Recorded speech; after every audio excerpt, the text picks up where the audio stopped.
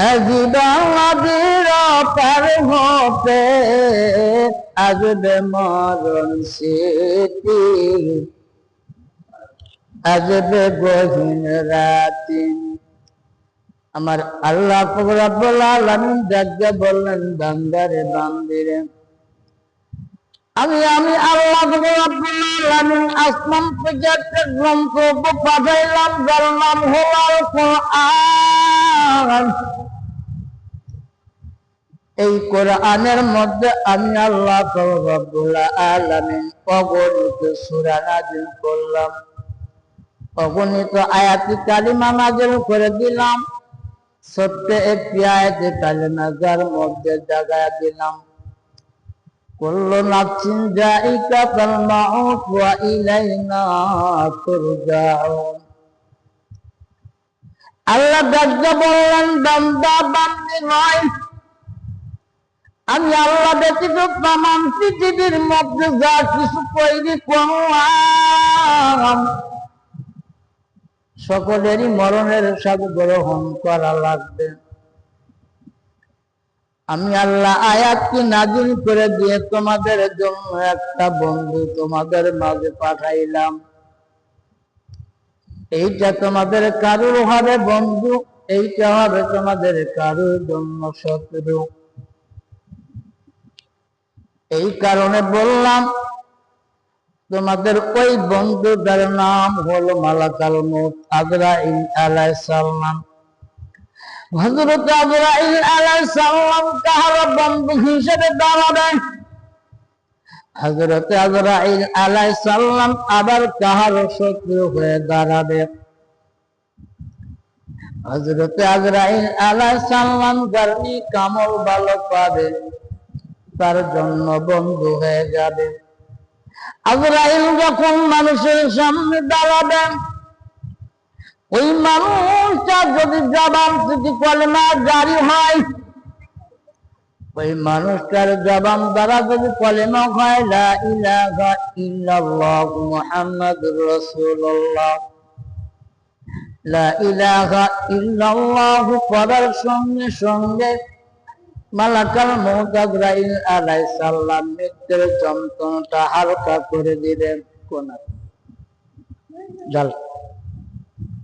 মৃত্যুর যন্ত্রণা সহজ করে দিবেন।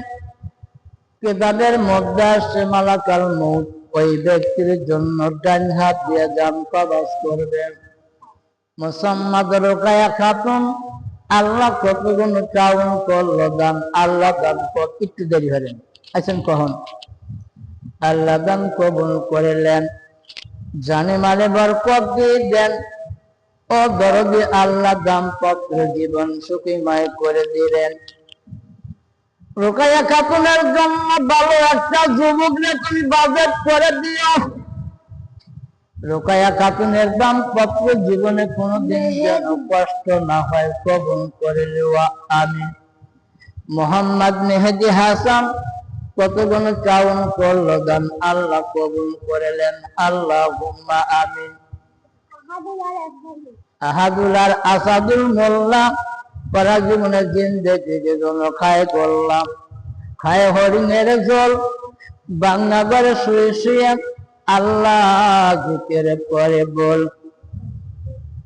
আহাদুল আর আসাদুলের দাম কবুল করে দাও, মনের নেক আশা পূর্ণ করে দাও, মা বাবার কলিজাকে ঠান্ডা করে দাও, আসমানি বেলা জমিনি বেলা থেকে হেফাজত করো আল্লাহুম্মা আমিন।